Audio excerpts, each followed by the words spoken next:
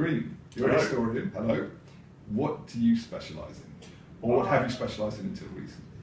Well, until recently, I specialised in the history of coffee houses, and now I specialise in the history of London.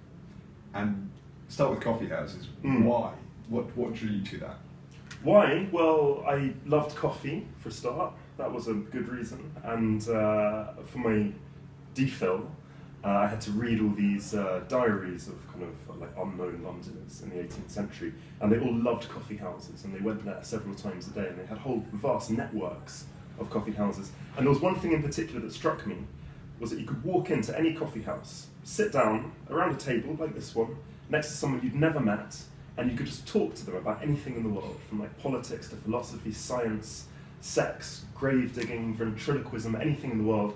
And that just seems so alien to the world of Starbucks and Caffè Nero, where everyone just sits in misery, stares out the window, or taps out banal little messages on Twitter. So that's why. But what about further back, the original 17th century coffee houses in London?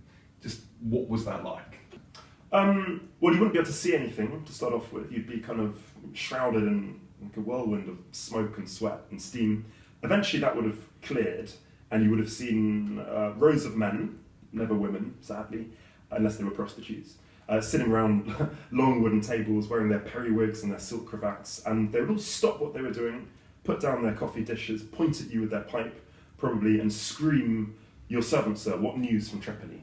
You know, what news have you?" You had to divulge a nugget of news or gossip before you were even allowed to sit down, and that was the real currency. Aesthetically, they were a far cry from kind of Viennese coffee houses. They were kind of sturdy and wooden, creaky floorboards, and like tatty paper covering the windows, cobwebs everywhere. It was a place to go to be stimulated, not pampered. And I guess the modern equivalent would be like an old tavern in London with a long table, somewhere like the Cheshire Cheese or the Jerusalem Tavern, which is kind of near here. That mimics the interior of a coffee house. And what about the people who founded them and were attracted to them? Because presumably there's some quite egregious characters. Yeah, there were. I mean, it depends where you go in London. So one egregious character would be Mole King, who ran a coffee shack in Covent Garden, which was just a glorified brothel, a place where sort of pimps would meet up with the libertines and listen to your requirements, and you'd be led off to a brothel.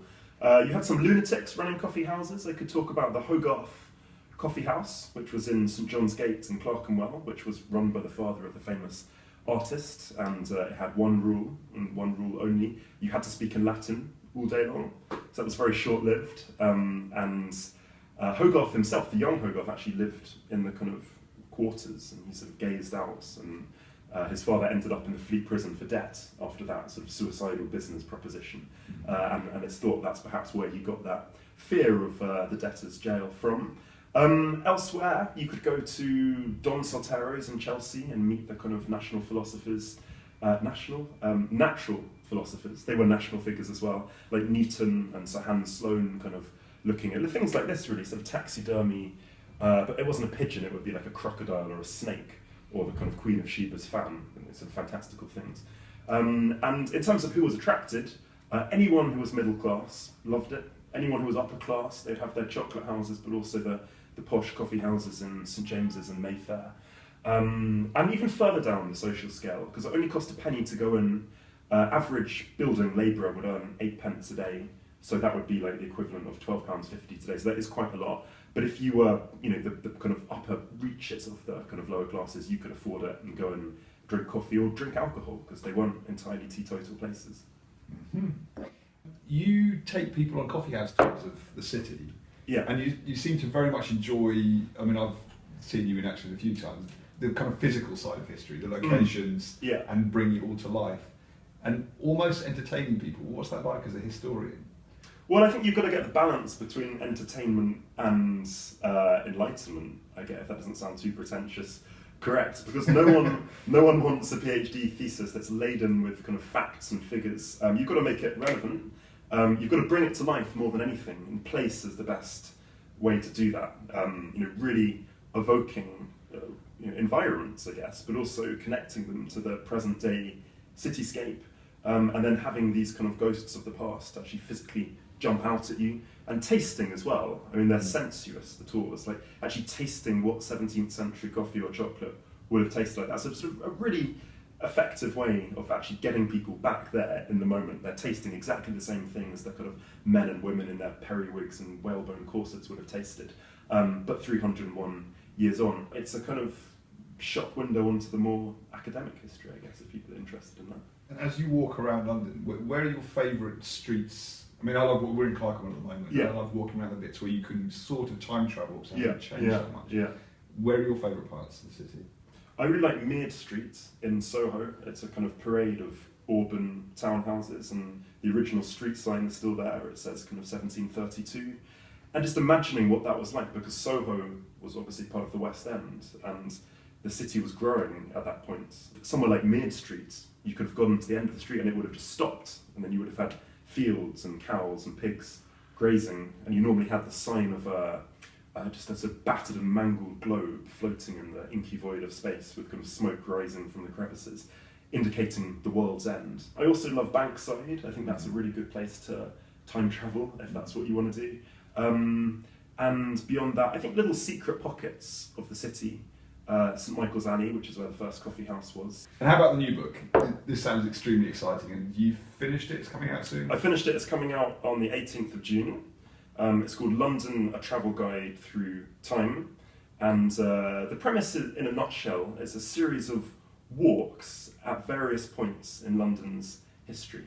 So at the beginning of each chapter, you find some kind of portal, be it a blue plaque or a street name, and this catapults you back to a colourful year in London's history. It could be the late Middle Ages, it could be the year of the Great Plague, it could be 1716, or it could be the year of 1884 when the Elephant Man has first been put on display in Whitechapel. And you go on a kind of historical joyride, really kind of soaking up the sights and the sounds and the smells of the metropolis.